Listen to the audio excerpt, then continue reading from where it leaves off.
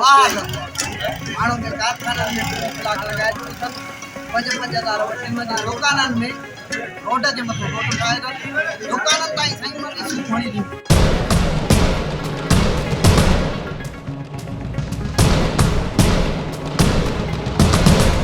फरीदाबाद ऐं आसपास जे इलाक़नि में गुज़िरियल 24 कलाकनि खां वक़्फ़े सां बरसाती वसकारो तबाही मचाए छॾी। बरसात सबबि आवाम ज़िंदगी मफ़लूज थी वई। बिजली जो निज़ाम धरम भरम थी वियो। बरसात करे शहर जा रस्ता ऐं लंगर बरसाती पाणी बीहण करे तलाउनि जो ॾेख ॾियण लॻा। गाॾियुनि जी अच वञ सख़्त मुतासिर थी वई। केतिरनि ई ॻोठनि मथी आलीवाल, कोलाची, चारो, सीलेरा, भंबा डेरा, वली मोहम्मद रिंद, अली बख्श तीवणो, मथी अकदाई, अलाडिनो तीवणो, सॾण मीरवाड़ी, अलीगोड़ चांडियूं ऐं ॿियनि ॻोठनि जा माण्हू गप ऐं किचड़ सबबि रस्तनि ते फासी पिया, जॾहिं त बरसात सबबि माण्हू ईद ख़रीदारी करे न सघिया। बरसाती सूरतहाल सबबि कारोबार मुकमल तौर डप थी वियो। दिहाड़ी ते कमु कंदड़ पोरित ऐं रेड़ो हलाईंदड़ ऐं नंढड़ा दुकानदार ईद ते रोज़गार न करण सबबि सख़्त माली परेशानी जो शिकार थी विया आहिनि, जॾहिं त बरसात सबबि कणक जो तयार थियल फसल ख़राब थी वियो, जंहिं करे आबादगारनि ऐं हारियुनि खे मथे ते हथ अची विया। बरसात सबबि वापारी कणक जी ख़रीदारी बंदि करे छॾी आहे, जंहिं करे माण्हुनि जी ॾुखनि में वधीक इज़ाफ़ो थी वियो आहे।